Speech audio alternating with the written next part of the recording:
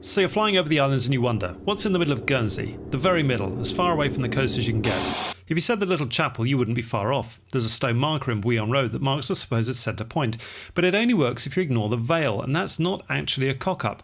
You see, Guernsey's first really accurate map was drawn in 1787. The British government realised it didn't know enough about the island and its defences, which with France looking set to invade was naturally concerning. So the 3rd Duke of Richmond, who was Master General of Ordnance, paid William Gardiner 2p an acre to survey the islands.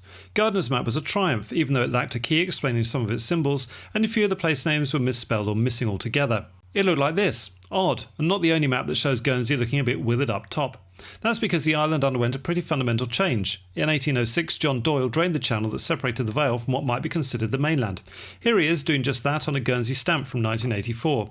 So Guernsey was united and 300 acres larger, which meant the central spot was suddenly well off centre. So where should it be? It depends how you measure it. You could take the furthest points of the north, south, east and west and draw a box linking them, split that in half down the middle and across the centre, and you get a central point here in Catel. Now everybody knows that St Andrews sits in the middle of the island and this looks wrong anyhow. So let's try something else. A circle. We'll make sure it encompasses every part of the island from the firing range down to Plymouth and work out its point of origin, which is here. If we overlay that with the location we identified using the extreme compass points, it's obvious that we're not doing much better.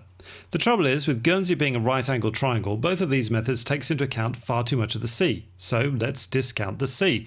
We'll start with the diagonal line between the two most distant parts of the island, Fort Doyle and Plymouth. Logically, the central point will be about halfway between them, so we'll split the line at its centre point to find out where that is, and again, logically, the centre point is going to be halfway along this second line, which is here. If you think that doesn't look very central, it's probably just an illusion, as taking away all of the distracting details shows that the intersection is indeed at the centre point of each one. It's a fair distance from our two other locations though, as you can see if we reinstate them, so let's split the difference, which gives us this spot here. It's about 1.1 miles northeast of the stone mark in the centre of the island. And where is this? It's just off Rupiet, right on the border of St Andrews, Guernsey's innermost parish. So next time you're flying over the islands, keep an eye out for here-ish, the very centre-ish of Guernsey. Or better yet, read a copy of the Sarnian instead. It's set in and around Guernsey and its neighbouring islands. It's available now in paperback and ebook. Check out the link below for more information, thesarnian.com.